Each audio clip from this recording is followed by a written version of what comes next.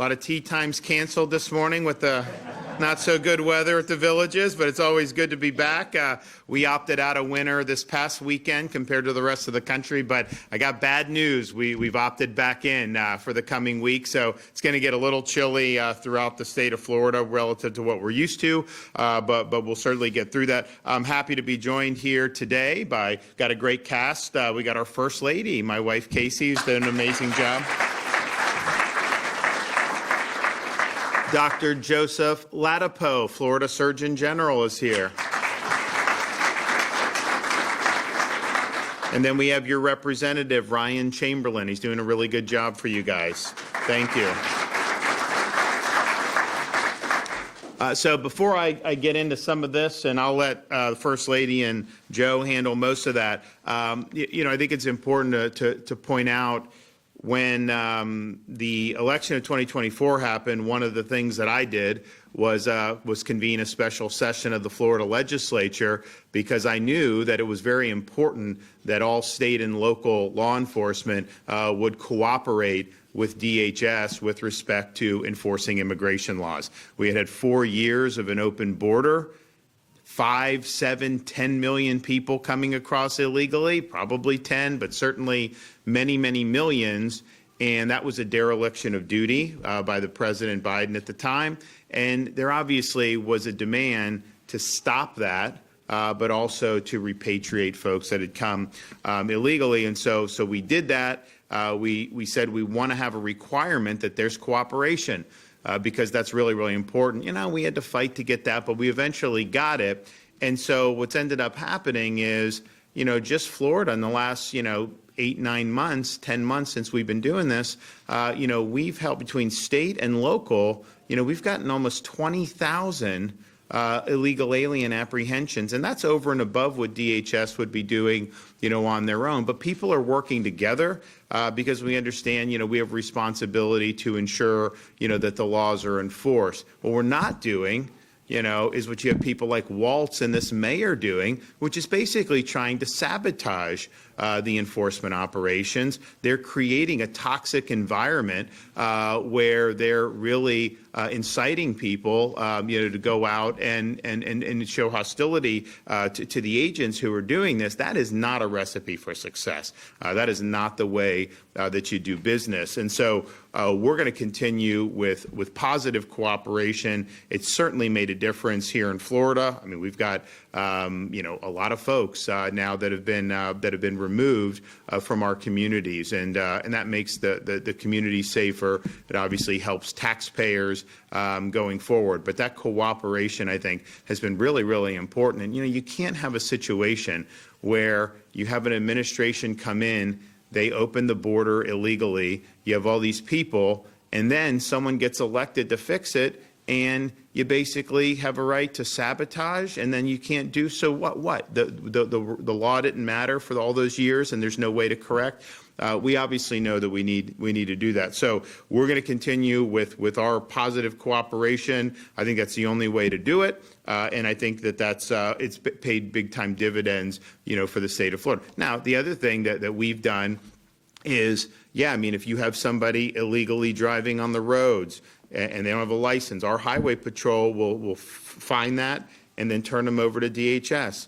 Obviously, you do that. You have a criminal alien, leaves prison, we'll tell DHS, they come pick them up, and then they send them home to their country. You got to do that. Enforcement matters, but you also can help solve this problem by removing incentives to come and stay illegally. So we've done things like employment verification in Florida, E-Verify.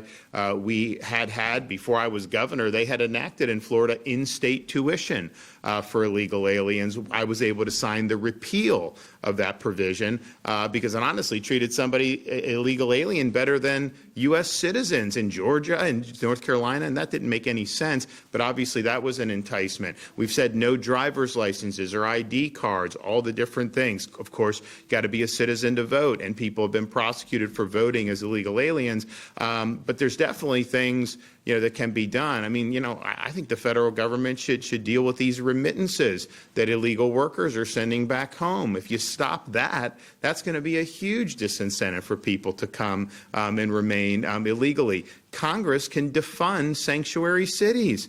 Like, these are cities that are being empowered. You know, the Republicans in the House, they just voted to continue funding sanctuary cities. Like, why would you do that? Defund that. So using the tools that you have to create, I think, an environment that's going to promote, the rule of law is really, really important. Interior enforcement is part of that, for sure. And no state's done more tthan Florida to assist that, and will continue to do it. But there's other things that I think are important. You know, we banned sanctuary cities in Florida my first year as governor. I mean, why would we want sanctuary jurisdictions to be able to do that? So they should do that nationwide, and I think that would make, a really, really big difference. But we've had positive results. We've had positive interactions. I think it's a very hostile situation that's been created, and that's not the way to do business, and that's not what we want to see. I think people want to see orderly society. They want to see the rules enforced. They want to see people working together, and that's what you're seeing in the free state of Florida. Now, we're here to talk about Florida's Healthy First initiative. So a few months ago, the First Lady, Dr. Ladapo, Lieutenant Governor Jay Collins, and I launched our, Make America Healthy Again Florida initiative. And we said there was going to be a lot of different things that we were going to do. One of the things that they've done now over the last several months is they've done testing on key things that families use, particularly with respect to children. So a few weeks back, we did an announcement on testing of baby formula that Dr. Ladapo had overseen at the Department of Health. And, you had some of these baby formulas, they've got things like lead and things in them in levels that are probably not good for human consumption. And so they were able to do those test results, put out the results on the web page, and then let people. There were some formulas that were very positive, but then there were others that would be questionable. And so that's really important to be able to show folks what's going on. So we really view us as the state as serving an important role. I think a lot of what we're doing is consistent with what they're trying to do, right now at the federal level, but we're showing we have a role to be able to do some of these things that maybe the FDA has not yet done, maybe they will do in the future, but to give parents information, particularly when it comes to things with very, very small children. And so that was really, people really appreciated that. People have been able to make decisions as a result of that. And so then the next thing they're doing, as you can see, is candy. And looking at candy. And, I said, listen, let the results, come as they are, but please don't tell me there's anything wrong with Reese's Cups or whatever. And sure enough, there's not. So I'm good. Like, I just, it's, and I know my kids would be very upset if there was something wrong with Reese's Cups. So they went and they tested, some of the candy, and seeing some of the things, that are in this. And I think some of it is like, you take one piece of candy with maybe some of this, but if you do certain quantities, which, are kids just eating like 10 nerds? No, they're eating the whole box of nerds, right? Well, at least my kids are. And then they don't behave afterwards because of the sugar rush. And so I need to stop giving that to them. I know my wife is telling me not to give it to them. So you have this, and it's like, okay, well, what quantities, all this other stuff. So there's a whole bunch of stuff that goes on that, but it's going to be the same type of thing. They're going to the results will be made public today, so you'll be able to look at that. You'll be able to see. And look, we just want parents kind of to know what's out there. I mean, there's a lot that goes on. It's like you're in a supermarket. You grab this, grab that. Maybe not everything is created equal in terms of what would be the healthiest options. And it's not even a situation where we're saying like, oh, you can only eat perfectly healthy stuff. I mean, like, if there's choices between different types of candies that you're giving a treat for, and one has the better ingredients, and another may have some stuff in there that you wouldn't want, well, wouldn't you want to know that as a parent or a grandparent before you're making some of these decisions? And so thanks for First Lady and for Joe for spearheading this.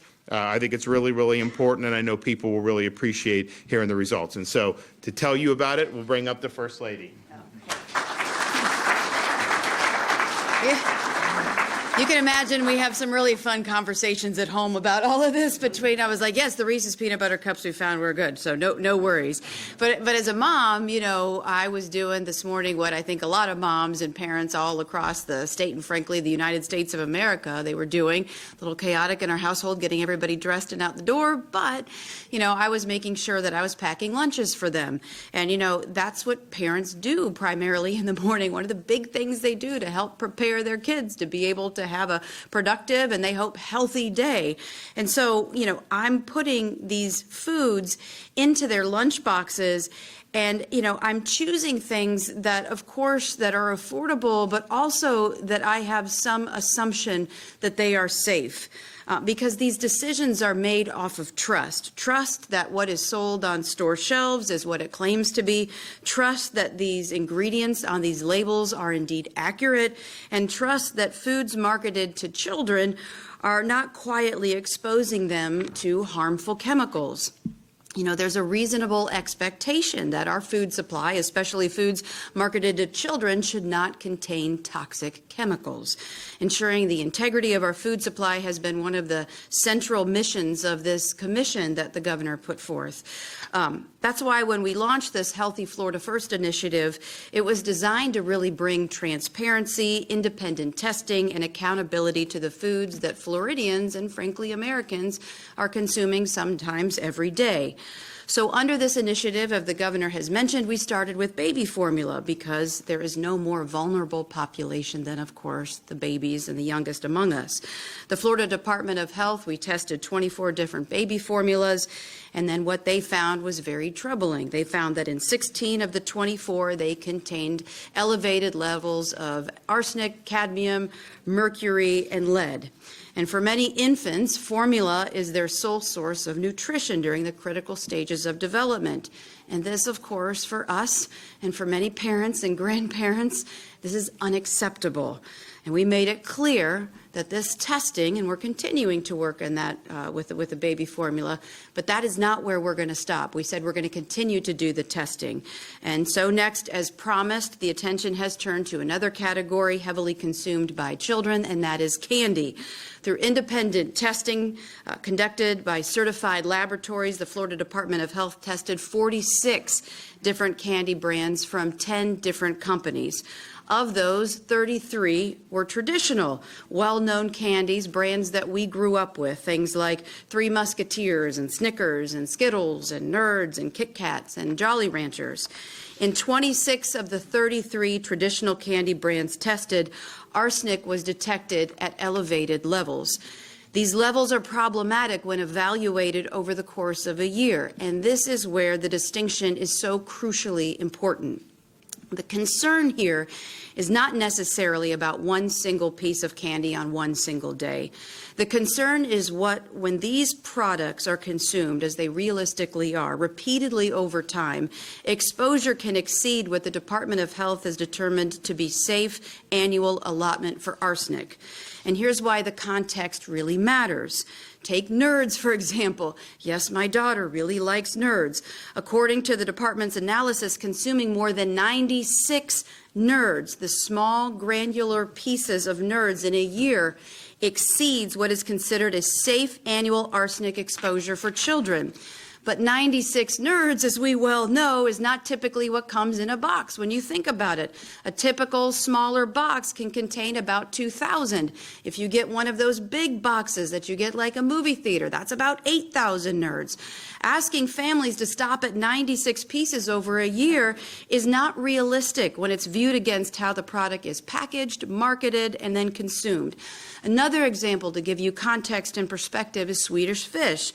The Department of Health determined that more than 8 pieces of Swedish fish exceed the estimated safe annual arsenic exposure level for a child. Yet in a typical small bag, usually 3 to 5 ounces, there are anywhere from 50 to 100 pieces. Stopping at 8 pieces does not reflect the real-world consumption. The same with Jolly Ranchers. The hard candies also kids love. The department's analysis shows that more than 6 pieces can exceed the annual safe threshold for arsenic exposure. A standard 7-ounce bag typically contains anywhere from 25, 30, 40 individually wrapped candies. And on it goes through 26 different types of candies who tested for those elevated levels that, again, are problematic when you think about them in aggregate. And keep this in mind, too. This is really before taking into consideration aggregate exposure, yes, as you're eating more than the allotment that the Florida Department of Health has deemed in a single serving or in a partial part of the bag. It's also consumed over time, more than a year, the candies, but it's also looking as you're eating more candy and then other foods that could potentially contain arsenic as well. Parents and grandparents may not be aware of these potential problems about arsenic. And cumulative exposure is not something that anyone sees reflected on a label or at a checkout aisle. And the context matters, especially for the health and the well-being of our children. And as the Surgeon General will talk about in a second, arsenic is a known toxic element. Long-term exposure, particularly during childhood, has been linked to developmental impacts, effects on the immune system, and increased cancer risk later in life. Children are uniquely susceptible because they consume more food relative to their body weight and often have a less varied diet, and their developing organs are less able to metabolize and excrete the toxic substances. So that is concerning. But I do want to say that there is some good news, and it matters because context and perspective does matter with all of this. The candies did not generally show elevated levels of lead, mercury, cadmium, and other problematic carcinogens, and not all candy tested showed elevated levels of arsenic. Some traditional candies came back with no identified significant arsenic risk, like Hershey chocolate bar, Reese's peanut butter cups, Whoppers, M&Ms, Twix, and Milky Way. That tells us something really important, that this contamination is not inevitable. It can be prevented, and we can ultimately do better as a society. The same is true for products marketed as healthier or organic. Of the 13 candies advertised as organic or healthier alternatives, only 2 showed elevated levels of arsenic. Those were Smart Sweet Caramels and Smart Sweets Sweet Fish. The rest did not, which enforces that better sourcing, better manufacturing practices really can, in the long run, make a huge difference. And this is about facts, this is about truth, it's about transparency, and ultimately it is about empowering consumers, grandparents, and parents. Floridians and frankly all Americans deserve to make informed decisions about what they feed their families and have confidence in those ingredients that they're safe, and then have the trust that they are not corrupted by harmful chemicals. Our goal really has been, as the governor has articulated, to support the federal MAHA movement by working as force multipliers to be able to drive accountability through testing. The FDA primarily works as a reactionary force, stepping in after problems are identified. And while that role is very important, Florida is really working to change the system by supporting the FDA to not only continue to get in front of these problems by testing, but also by leading a coalition of states to trust but verify the integrity of our food supply. There is an expectation put on food manufacturers, and we are working to make sure that that expectation is met. And this is really bigger than just testing or candy.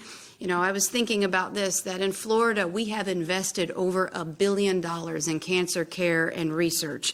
We have directed tens of millions of dollars towards pediatric care. The other day, the governor and I were in Jacksonville, Florida, where the Mayo Clinic there unveiled the first carbon ion treatment therapy. It's the only one in the entire Western Hemisphere, and it is here in the state of Florida. And we've also looked into innovative research like ivermectin and its potential to try to combat cancer. Those investments really matter, but prevention matters too. Reducing unnecessary exposure to arsenic and lead and cadmium and mercury and other harmful contaminants in the food supply, especially for our children, gives us a better chance of potentially warding off long-term health ramifications. We should be looking at prevention just as much as we are looking at treatment. So the takeaway, I think, is very simple. There should be a reasonable expectation that chemicals do not quietly make their way into our food supply. Consumers deserve transparency. Parents deserve information to be able to make informed decisions about their health and their children's health or their grandchildren's health. And companies should be held to standards that we know from the evidence are achievable. Healthy Florida First is about prevention, accountability, and trust. And honestly, we are just getting started with all of this. So if there is a question, we have put all of this out on the website on exposingfoodtoxins.com. We are just getting started, and I think we are doing some really historic things in the free state of Florida, and I'm just honored to be a part of it. Thank you, Joe.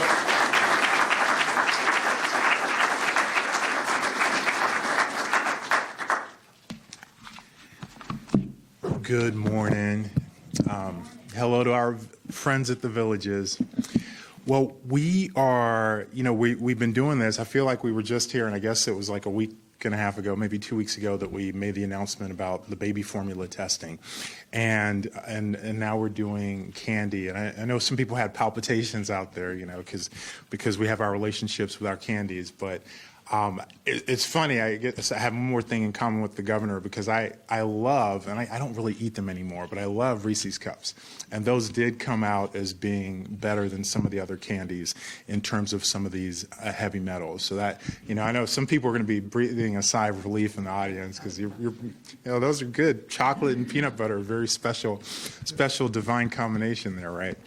So, this is I agree with the First Lady. I think this is really important work that we're doing. And it's very analogous to what Governor DeSantis has led for the years that he's been governor and during his term, which is like transparency and power to the people. We've, for decades, and in fact centuries, we've seen power shift to private interests that are working in collusion with government, and not to the betterment of the people, really to sort of private benefit of individuals who are engaged in making these arrangements, or the government officials who aid them and abet them. And that's literally a summary of where we are as a society now. And certainly a lot of people, so many people became more aware of that, including myself, during the COVID-19 pandemic. And, we saw the power of, we saw the efforts to basically disempower people, right?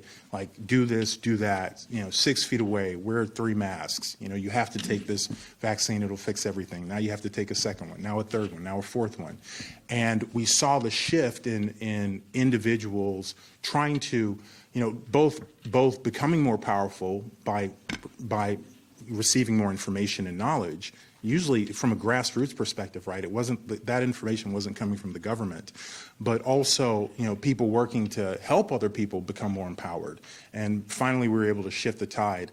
And that same paradigm, that same framework, that's exactly what's here. Is it shocking that, we have so many different types of food that have carcinogens, like known human carcinogens in them at high levels? It is shocking. And yet, that's what's normal currently. And, I'm really grateful to the governor to, provide us support to do this, and to the First Lady to have the vision to say, you know what? It is possible for us. Let's put everything into this, and let's change the tide. Let's make this normal become abnormal.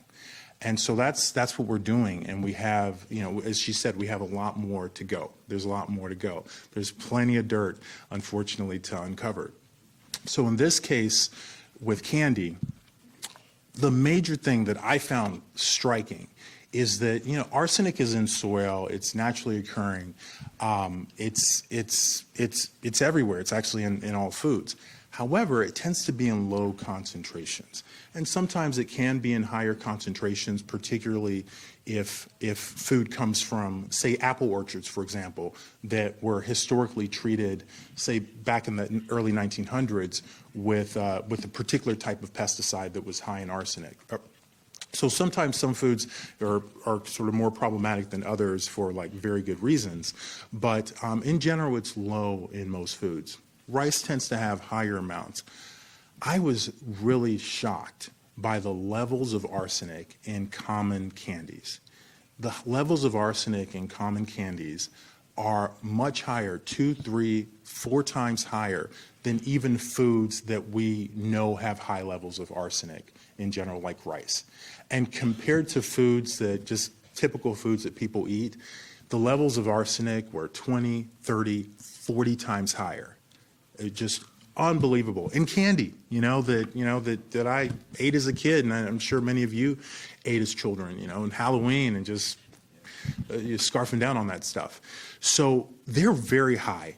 And these charts that show how much candy people can consume before they exceed annual limits, what those charts are showing are the fact that arsenic is actually highly carcinogenic. So it doesn't take much of it to start causing a problem in terms of increasing the risk of cancer. And it's shocking to imagine, but it takes very little arsenic consumed on a regular basis to increase your likelihood of cancer. So just to put this into additional context, the types of cancers that have been linked to arsenic exposure and consumption include cancer of the lungs, cancer of the liver, cancer of the kidneys, cancer of the skin that's non-melanoma, and then there are other types of organ dysfunction. The First Lady mentioned some immune dysfunction, other types of dysfunction. Arsenic is just, it's very bad. So we're going to be sharing the information that we received from the testing. That's going to be all publicly available. The way you come up with these estimates are based on models about the relationship between exposure and risk. Depending on the inputs, depending on the assumptions that go into the models, you get different estimates. What we have here are highly conservative. So we've used for the purpose of this, the strictest levels, the strictest inputs, the strictest standards. So that's how we've come up with this. If you use different standards, maybe instead of 6 Jolly Ranchers, maybe you can have a bag in a year. And maybe, I don't know, maybe you can consume a whole box of Nerds. But either way, I mean, the picture doesn't change. I mean, clearly this stuff is high in arsenic. And as a parent, you probably want to avoid doing that to your kids, like if you have control over it, if you have a choice.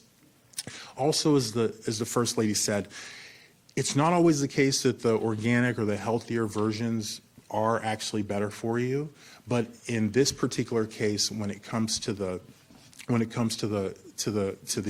metals, to the toxic metals, they actually do seem to be better for you. So, like, some people buy Unreal, and Unreal, I happen to know, makes peanut butter, chocolate, Reese's like candy. So that tended to test really good. There's some other brands, I think like one has like Goodies or Goodness or something like that, but that tended to test pretty good. But these other brands that are similar to the brands that most of us grew up eating at Halloween, but they do tend to be less toxic. So that's good news. So we have more work to do. As the First Lady said, we're going to keep pushing on this front hard because people deserve it, and we should not have ended up in this place in the first place where folks are consuming stuff and have no idea the types of risks that they're taking on when they're consuming it. And we're going to keep working in this area, and it's important because we deserve it. I mean, people deserve it, our families deserve it, our kids deserve better health. So thanks.